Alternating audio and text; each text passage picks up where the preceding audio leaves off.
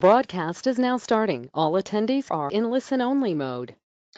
Hi, everyone. Thanks for joining us today. Just before we get into the presentation, I want to do a quick housekeeping. When you registered for this webinar, it would have asked you to enter your ISA certification number to get the CEUs. If you did not do that on applying for this webinar, you can enter it into the chat box here, and we'll take care of that for you afterwards. Without further ado, Bob Dolan will begin his presentation. Thank you. Hello, everyone. Thanks, Matt. Thank you guys for taking the time out of your day to join us here on our webinar on spotted lanternfly management and application prioritization.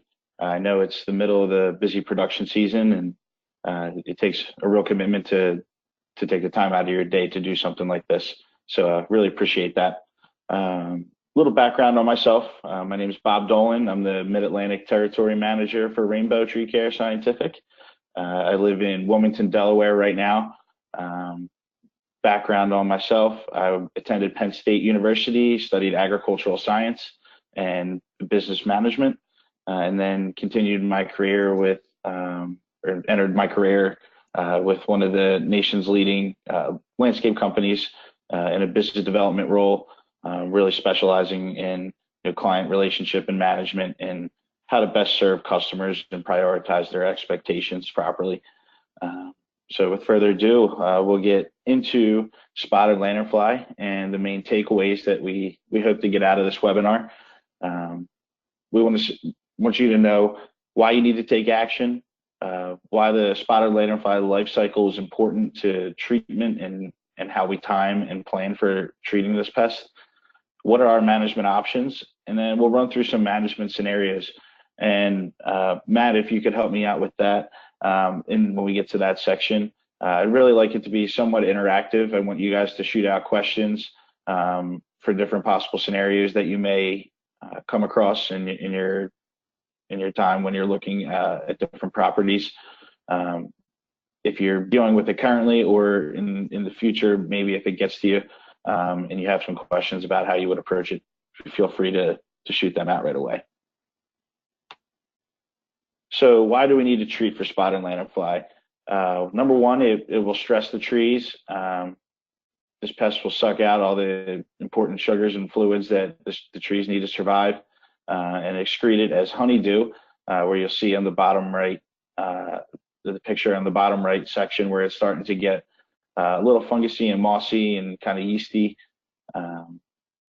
These bugs will just squirt out ridiculous amounts of honeydew while they're feeding, which eventually will turn to sooty mold. Yellow jackets and other swarming insects are attracted to the honeydew. So if you have kids in the area, whether it's play equipment, maybe or pools, you don't want those yellow jackets swarming around the area due to the honeydew. Making it an unenjoyable experience. And then finally, it's a good way for us to be proactive with our customers. It's a good way for us to bring something to them that maybe they weren't expecting. It shows us that we're putting them as a priority, thinking about them on the forefront, and how we can best serve them without them having to come to us.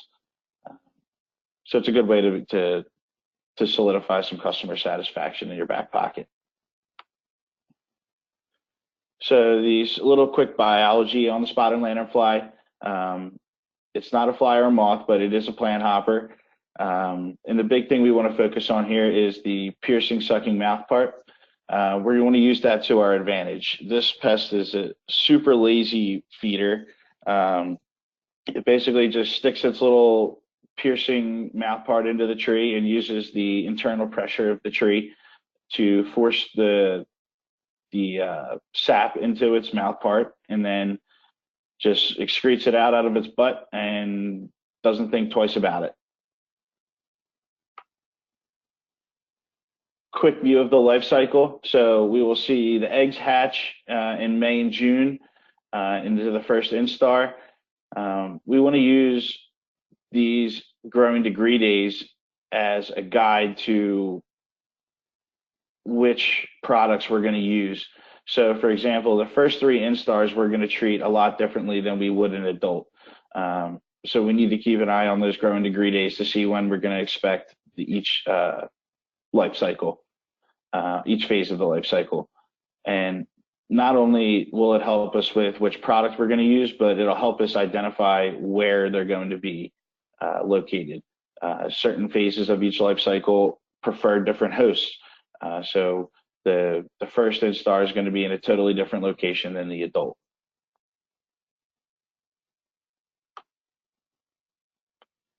As I mentioned, the feeding behavior depends on its life cycle. So the first 3 instars, we're going to find them feeding on leaves and stems, the herbaceous new growth on plants, roses, weeds in the turf, just smaller understory plants. We'll see them feeding on that softer tissue.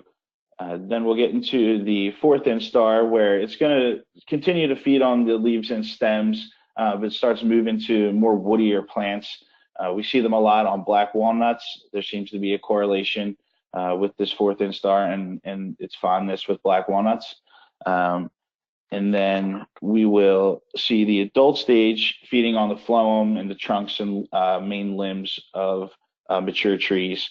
And we're going to see them feeding on up to 70 different species with a smaller preferred host range, we like to call it, probably with about 10 trees, with Ailanthus or Tree of Heaven being the primary one, followed by maples and walnuts. And we can find these adults feeding as late as December here in Pennsylvania and Delaware. So it's not the shortest life season either.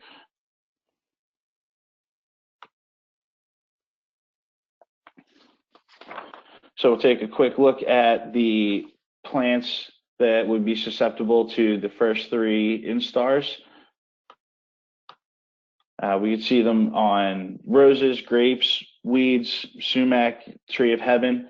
We're going to see them in the time frame from May to right about now. We should really start seeing them, and then probably for the rest of the month we'll see the first 3 instars kind of emerging and growing. You'll see them on these plants kind of sitting in a frog-like pose. They'll be black with white spots on them. They're super fast. If you kind of like wave your hand in front of them, they tend to just run to the back side of the plant. So you'll be able to identify them that way and find them that way. And again, just make sure you're taking looks at the new growth and the softer plant materials for these younger lanternfly nymphs. The 4th instar, like I mentioned earlier, we'll see that primarily on black walnut, but we'll also see it on birch, willows, and again, Tree of Heaven is going to be the common theme here. We'll see that 4th instar July through August, maybe even into September, depending on temperatures and where it's located, whether it's maybe in the more northern parts of Pennsylvania where it's a little bit colder compared to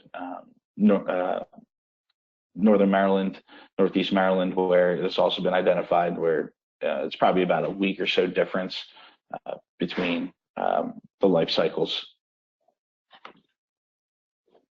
The adult stage, we will find that on woody plants such as the walnut again, birch, willow, Tree of Heavens, and then that's where we're going to start seeing the maples come into play here, which is really what's starting to really bring attention to people in the landscape world. So we will see that happen probably late August, and then again all the way through into December, depending on where you're located. And these are what's really doing the damage and causing a lot of the discomforts from homeowners and property managers and HOA board members. This is the nuisance factor where it's coming from. It's coming from this life stage. It's a super swarming pest that you're going to find them probably in the hundreds, most likely sometimes even into the thousands on some Ailanthus.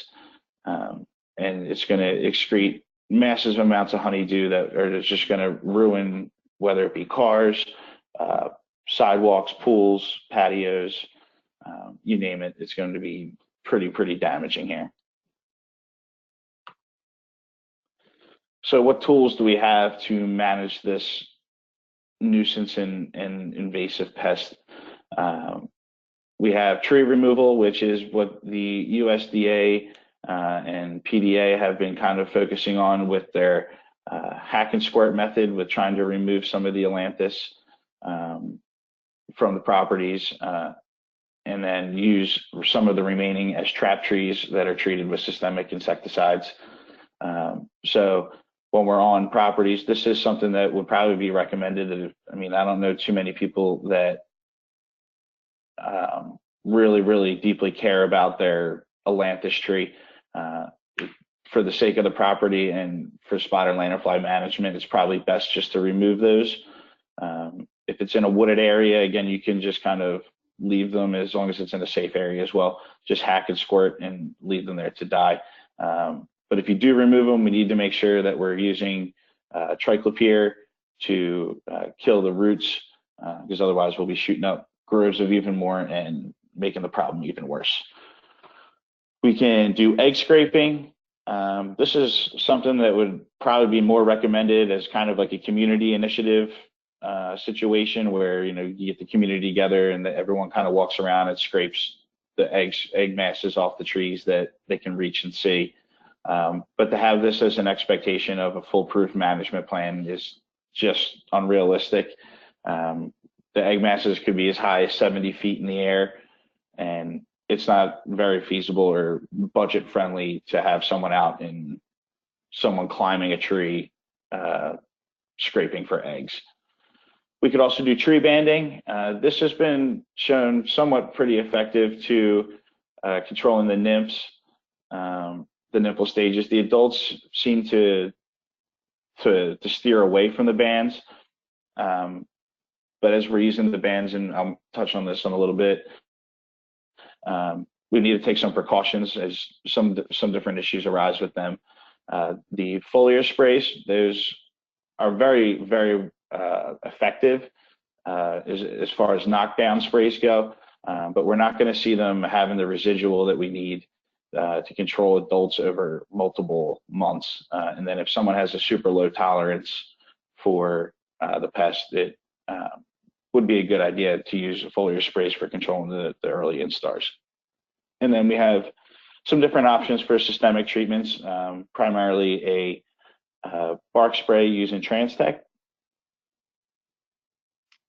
So as I mentioned, we can remove the tree of heaven. When we're removing the ailanthus, the stumps must be treated with herbicide or triclopyr to prevent resprouting.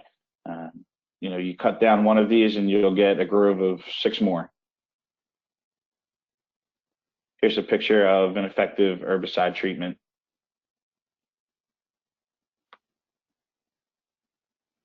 Egg scraping, like I mentioned, remove the accessible egg masses and place them in a bag using alcohol.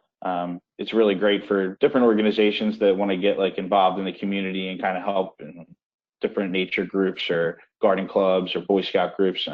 I've seen in the area really kind of take this on and go through a community and scrape all the trees that they've seen egg masses on. And you'd be surprised how involved people really get and passionate they get about it once they see everyone kind of doing it together. They almost make it like a competition. I've even seen it in retirement communities too, where Mrs. Jones and Mr. Jones will be having a competition of how many masses they can scrape or how many they can swat with their fly swatter once they reach their mature phase.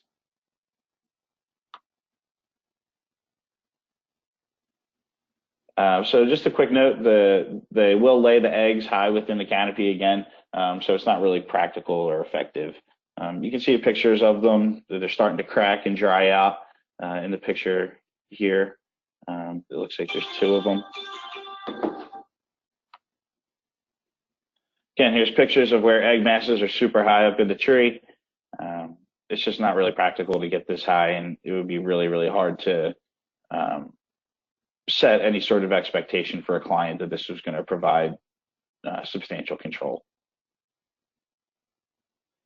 Sticky bands, like I said, best to control the nymphs. They're super mobile. They walk up and down the tree. They fall down off the tree. They blow out of trees all the time. So they're constantly moving. So they're where we're able to catch the nymphs quite a bit on these. The downside is that birds, bats, other insects can get caught in the traps. You don't want little Johnny going out into his backyard and finding a robin stuck in a tree that is now dead, and they have to rip it off the tree and break its leg off. Don't want to scar him for life. So when we're doing it, if we do decide to take this route, it's best to put some cages, or there's a product called a bug barrier that uses kind of a tube or a netting kind of catch basin where they can't get back out to capture them, rather than the sticky tape.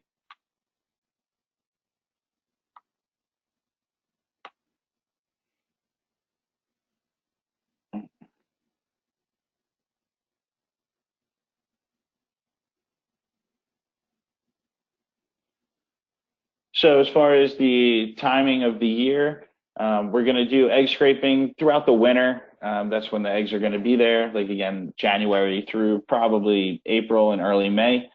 And then we'll see the first 3 instars, and we can treat them with the tree bands or cover sprays, probably May through June. And then in June through July, we'll see the 4th instar, and we're going to want to use more of a cover spray or a trunk and limb spray for the 4th instar, as it's going to start moving to the woody material, and as it walks up the trunks and limbs, that's when we can get the kill on the 4th instar. Using something like bifenthrin would be really effective. And then we will treat for the adult phase in July, starting in probably early July, using a trunk spray, systemic bark spray of Transtec. And if we're using the high rate there, that should get us roughly 4 months of control, which will get us into the egg laying phase, right when the adults are going to start laying eggs. And if you have kind of a later season, you could push it back even into August to do your systemic bark sprays to make sure you're getting the efficacy all the way to the end of the year. So we're looking here at our treatment options. We have Transtec, which is dinotefuran, which are water-soluble packets. We can do a soil injection or drench at a 1 packet of Transtec per 5 inches of DBH. We also have the bark spray option, which I was mentioning earlier, which is also 70% dino. And we're just going to spray the lower 4.5, 5 feet using 12 packets per gallon of water. In using that rate, we will be able to treat roughly 64 to 85 inches, depending on how heavy you apply. It gets applied at a 1.5 to 2.0 fluid ounces per inch. So a 10-inch tree would then have 20 fluid ounces, for example, at the 2-ounce rate.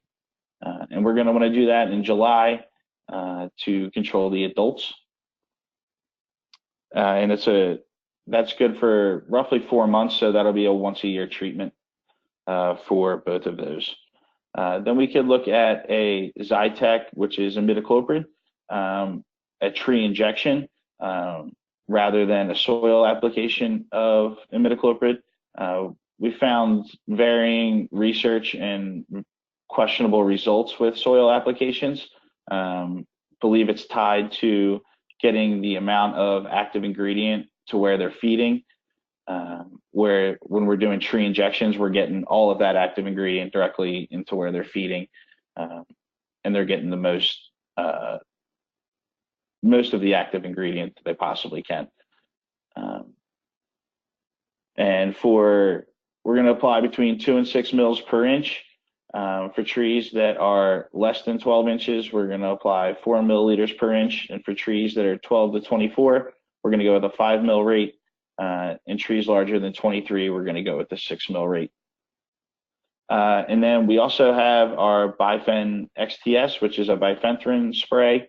We're going to use that for the trunk and main limb cover sprays, which is going to be really effective for quick knockdowns. And it's going to be 12.8 fluid ounces per 100. And we're seeing anywhere from probably closer to 3 weeks of residual with this. But we put 14 here just to be safe, and make sure that you're getting the proper results that you need.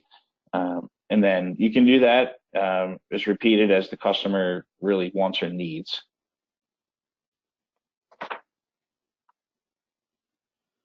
So we'll look at the pros and cons of each of those options. The Dynatefluron, it has the pros is it has a 24C special needs label.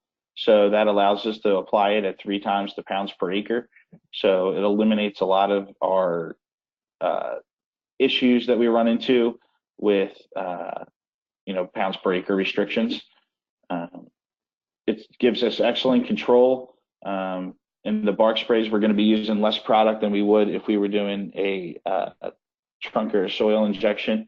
And it's also probably the best way to not wound the tree, because we're not drilling into it then. And then as far as uptake goes, it's super fast. So we're getting that control within a week most of the times. There's even been cases where I've done them and you've seen the lanternfly falling off before we even left the property. We can look at Zytec again. Like I mentioned, there are pounds per acre limitations if we're doing soil applications, and then we're getting inconsistent control with it. But if we look at the Zytec 10%, which is the trunk injectable, if we do run into a pounds per acre issue with Transtec, this is a great tool that we can use. It's good for if we're close to waterways or wells.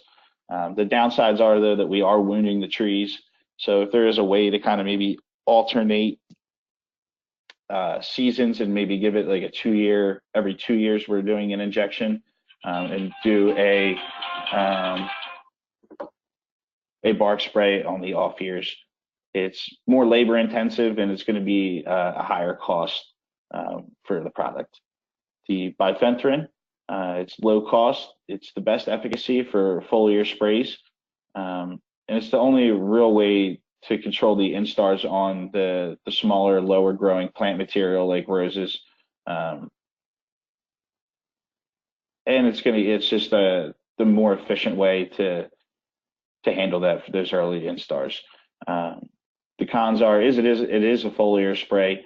So some people that are anti-spraying would not really like that option.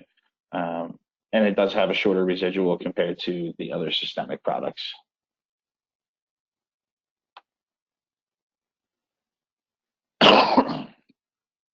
So we'll look at our management strategy. We have foliar sprays for contact kill, and we'll target the 1 through 4 instars while they're feeding on the foliage. Cover spray for the quick kill of adults. For example, I was out in Quakertown, Pennsylvania, meeting with a company where they were telling me how the town needed to do something just to give the people and the residents some sort of satisfaction, because they were so up in arms and upset about how infested they were. They were telling stories of how people walking out of Walmart with grocery bags and literally having to shake them off and dust off their bags from lanternflies before opening their trunk to put the bags in. So the town needed just something late in the season to knock down a large amount of the population, and they went with a bifenthrin spray to kill the adults. And then we're going to look at the systemic, excuse me, systemic bark spray for longer term residuals. We'll get fast control as well. And still, it's the best choice for treating more mature trees, and we're going to get our longest residual.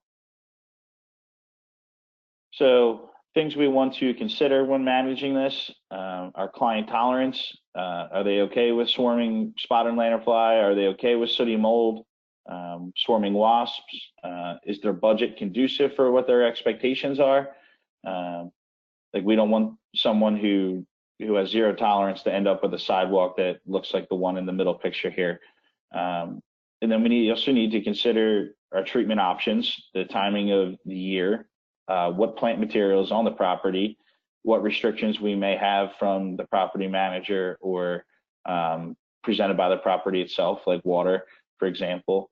And then what are the expectations of the client, or what can we expect from, what are the expectations of each treatment? And then as far as client expectations go, we need to figure out what are valuable plants, even in the understory, because they're what's going to be getting rained on by the sooty mold. We need to figure out what we need to protect as far as pools, decks, patios, yard equipment, yard furniture. We need to consider tree health and which trees are a priority and which ones they want to make sure stay healthy. We need to keep in mind where cars are going to be parked, and people are going to be walking, and then playground areas in more of a public setting for someone who may be managing a parks department or a township or municipality.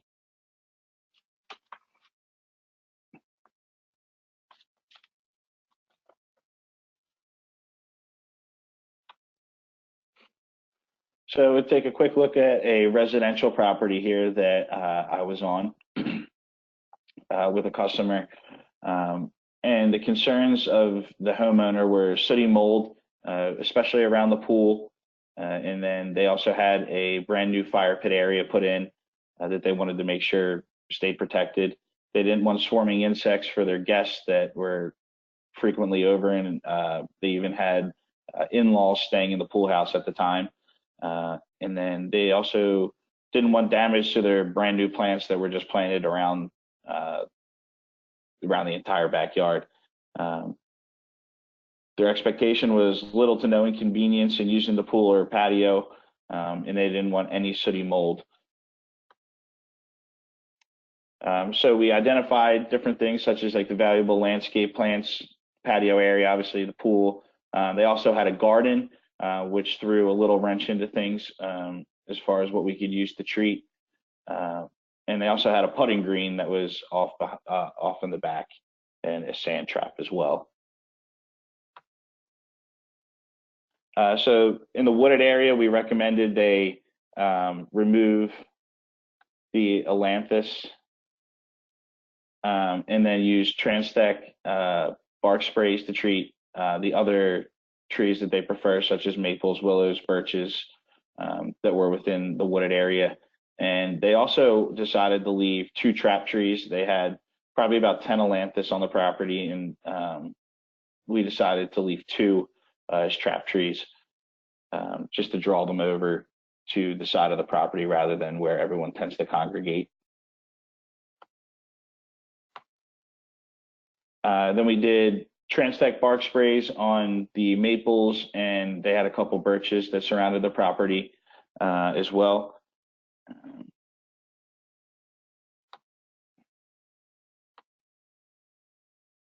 And then we did Bifen. We recommended Bifriend foliar sprays to protect the landscape.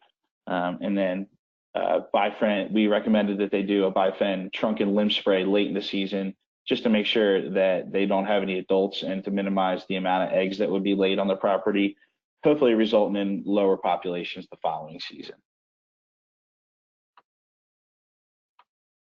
And the garden, that was where we had to figure out a second solution. They had to go with carbaryl or 7 to spray on the food that they wanted, or to spray on the plants that they wanted to consume. So carbaryl is very effective in killing them, but we have to treat probably closer to weekly rather than 2 to 3 week intervals with bifenthrin. So carbaryl is an option for us as well, but again, shorter residual. Here's a retail location. The concerns were that they didn't want sooty mold on their umbrellas, the patio area, and sidewalks. The SFL or SLF were swarming the customers that were eating outside and getting into the entrance of the building, which they do tend to do a lot. I was driving down the Pennsylvania Turnpike and stopped at a rest stop with my boss, Sean Burnick, and we actually went inside to the rest stop station to use the restroom, and inside we're probably close to 30 dead squished adult lanternflies, just from the doors constantly opening and them flying in. So it's just a huge nuisance issue, as you can see. And their expectation was they didn't want any lanternfly or sooty mold on the property. We did Transtech bark sprays, and removed the target trees and recommended replanting. And then also did Bifriend trunk and limb sprays to control the adults here. Here was a Class A office park that we went through with a customer. And here was a pretty unique situation because you're kind of serving a property manager who then has customers themselves. So in the long run, you have to think of what the tenant wants, and if the tenant is happy, the property manager most likely will be happy. So that would result in a happy customer. Our concerns were tenant complaints, sooty mold, and then again, lanternflies getting into the lobby, similar to how I just mentioned on the Pennsylvania Turnpike and the rest stop. The expectations would be no sooty mold on the sidewalks, no honeydew on cars, and low numbers of lanternfly even seen on the property.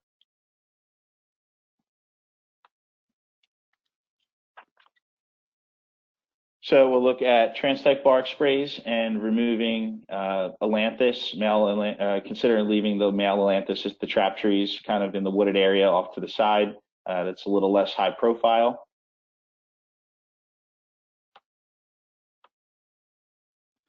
We would look at tree banding as kind of a proactive showing that hey, look, we're trying to do something.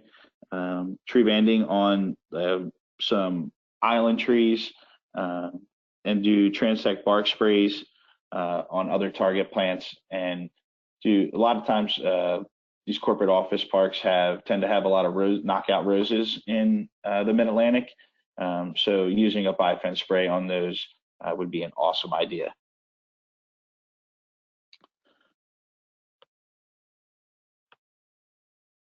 And we're going to do Transtech bark sprays close to the building, anywhere that people are going to be walking, the high trafficked areas, smoking areas, within 10 feet of the building. We typically want to treat all of those trees, and then continue to monitor closely and offer bifense trunk and limb sprays to kill adults later in the season if needed. And then it's also a good idea too to maybe offer an opportunity to clean up the dead adults. If too many of them get left for too long, they tend to produce a little bit of a foul odor. And then back to here, this section real quick.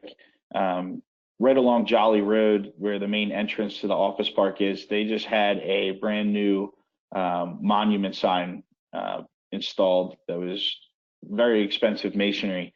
And they had 3 or 4 river birches that were behind it. So those were definitely one, for an example, an area of where we want to see treatments done to protect that kind of asset, so that the customer or property manager doesn't feel their brand new sign is going to be ruined. It'd have to be pressure washed, every week because of the amount of honeydew and sooty mold that's growing on it. So those are examples of some areas of where we would want to focus to make sure that a Class A office park is maintained properly.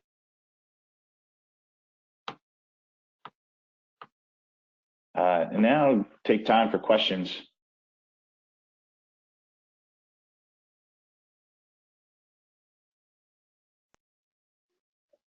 All right. We don't have any at the moment. If any of you have any questions, feel free to type them into the chat box, and then I can read them off to Bob.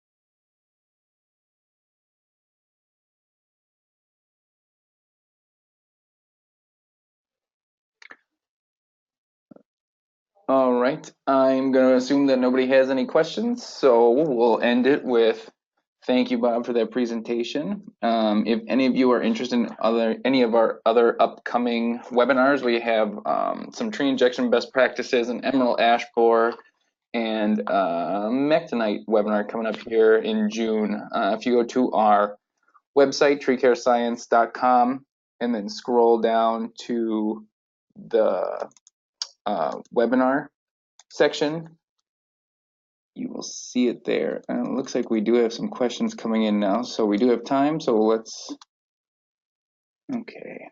So first question is, does the 24C label only apply to Atlantis? Yes. All right. And the next one, how far south are the lanternflies found? So we have found an established population in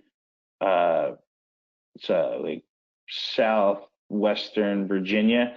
And then that's probably the furthest, but then there's a big jump from there up into northeast Maryland, and there is probably the next furthest south population.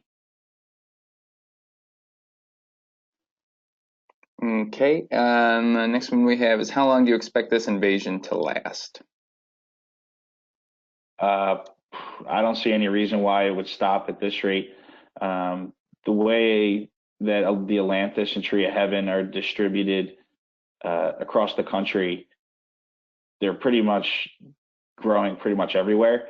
So that gives the lanternfly, which is its preferred host, something to feed on, and we feel that there's something tied to the Atlantis and something required for them to complete their life cycle. Because at one point they tend to always have to go back there for some reason or not. But the way that the Atlantis are distributed across the country, there's no reason to think that this couldn't spread across the country, in the next 10, 15 years. It could be out to California. And the way that this thing hitchhikes so well that it's going to be super, super hard to keep this thing from not traveling into other states, just from people driving vehicles, things getting shipped. There's quarantines in place to try to help that. But it's just trying to be realistic about it. It's going to be super hard to keep this thing contained. And another issue is that the cold and heat don't really affect it. It needs to be average the temperature of 7 degrees or below for an entire month before any sort of cold is going to kill this off. So we're really talking Minnesota, maybe parts of Maine, and maybe a couple other parts of New England that are really going to be, in Alaska, are going to be the only areas that really could be affected by temperature too. All right. Next question is, are they following the Appalachians like the woolly adelgid? Not that I know of. It seems to just it's been seeming to migrate west in Pennsylvania, and then north and south from the Philadelphia area. That's the best way I can describe the way it's been traveling.